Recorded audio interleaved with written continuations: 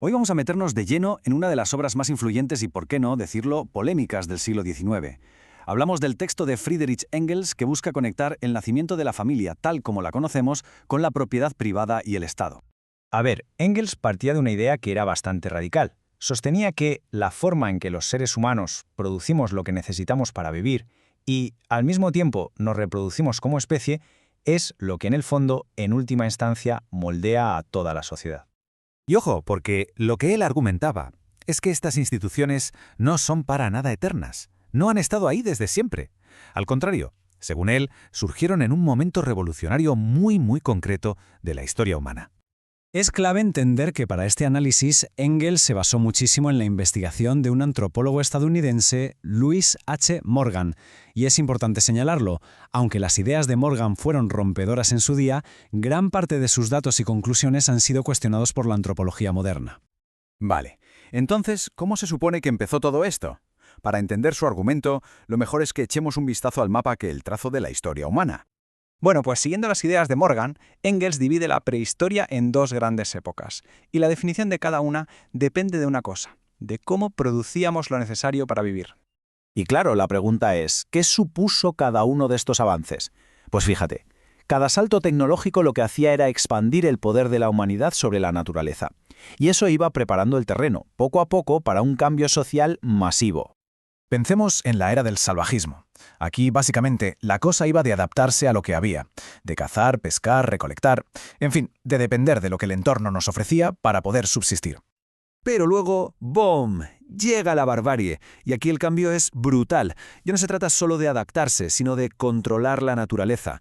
Es cuando aparecen la alfarería, la agricultura, la domesticación de animales, un cambio de paradigma total. Vale, tenemos la tecnología, tenemos las épocas, pero ¿y la familia? ¿Qué tiene que ver en todo esto? Pues según Engels, todo.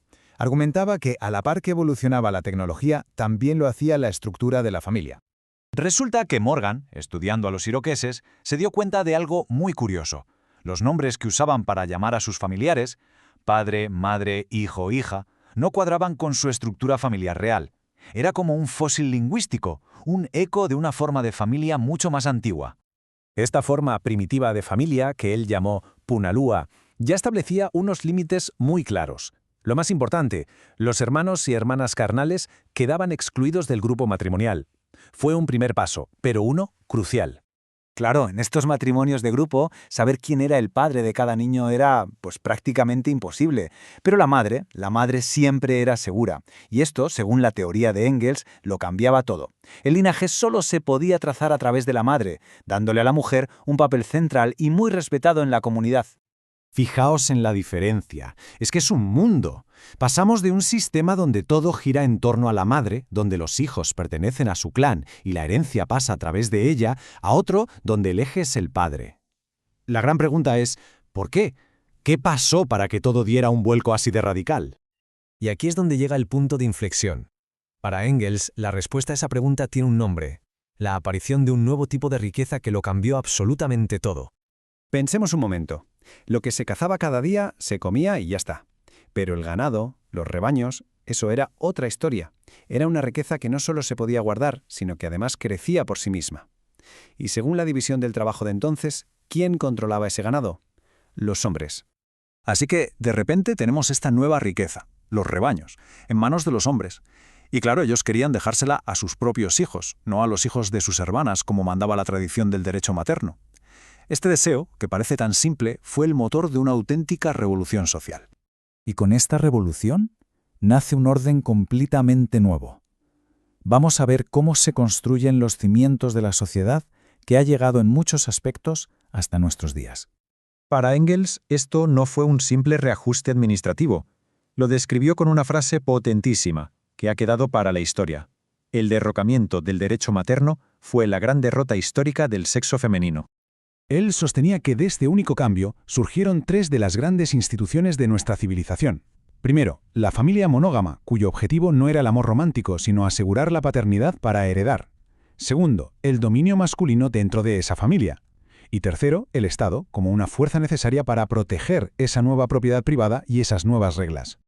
Entonces, para quedarnos con la idea central de su argumento, La familia, la propiedad privada y el Estado no son conceptos que cayeron del cielo ni han existido siempre. No. Según Engels, nacieron juntos, en un momento histórico muy concreto y con un propósito muy claro: asegurar que la riqueza pasara de padres a hijos varones. Y claro, esto nos lleva a una última reflexión casi inevitable.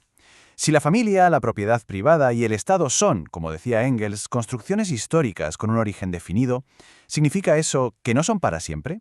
¿Implica que, igual que nacieron, podrían también transformarse o incluso desaparecer en el futuro?